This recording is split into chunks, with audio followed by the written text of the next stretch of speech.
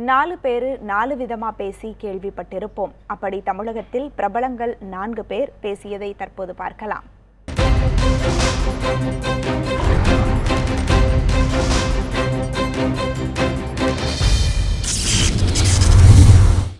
அண்ணா திராவிட முன்னேற்ற கழகம்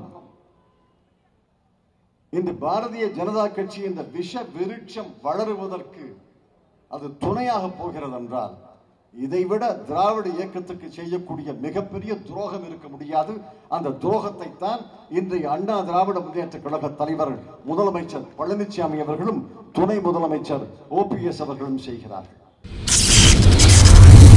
நமக்கும் மற்றவருக்கு இருக்கிற வேறுபாடுகள் என்று சொன்னால் வியாபாரிகள், தொழிலதிபர்கள் யாரிடத்திலும் நாம் சென்று நிதி கொடுங்கள் என்று கேட்டதே இந்த அதிமுகவுடைய வரலாற்றில் இல்லை. ஆனால் மாற்று முகாமிலே யாராவது வந்துவிட்டால் சிரமங்கள் என்ன என்பதும் அவர்களுக்கு தெரியும். அதையெல்லாம் நான் சொல்வதற்கு காரணம் உங்கள் வீட்டு பிள்ளைகளாக நாங்கள் இருந்து பணியாற்றுகிறோம். செம்மலை அவர் என்ன பண்ணாரு, பழனிசாமியை நம்ம முதல்வராக்கினப்ப அங்கே கூடத்தூர் அந்த விடுதியிலேருந்து காம்பவுண்டை வச்சு உடையாந்துட்டார் ஊருக்கு. நான் மறுநாள் போய் எங்கள் அண்ணன் செம்மலையை காணுவேன்னு கேட்டேன். கல்யாணத்துக்கு வந்திருக்கேன்னாரு. நீங்கள் பழனிசாமியை முதலமைச்சராக்குனா நான் வந்து ஓட்டு போட மாட்டேன்னாரு. பரவாயில்ல வாங்க. நான் இப்போ பார்த்தா பழனிசாமிக்கு பெரிய பக்கவாத்தியமே இவர் தான். பார்த்தீங்களா இல்லையா? பழனிசாமி வந்து புரட்சி தலைவரை விடலாம் பெரிய ஆளு, அம்மாவோட எல்லாம் பெரிய ஆளுன்னு பேசுறாரு.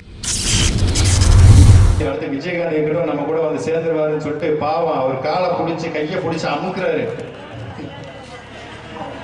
அந்த மாதிரி இன்னைக்கு ஸ்டாலின் அப்படியே பித்து பிடிச்ச மாதிரி அவர் என்ன பேசுறான்னு தெரியல. ஜப்பான் நாட்டுல துணை முதலமைச்சராக இருந்தப்ப நான் வந்து மெட்ரோ ரயில் கொண்டு வந்தேன் அப்படிங்கிறாரு. இவர் எந்த காலத்துல ஜப்பான் துணை முதலமைச்சராக இருந்தாரு ஒரு மேடையில பேசுறாரு. ஸோ நிதானம் இல்லாம கொஞ்சம் போயிட்டு இருக்கு.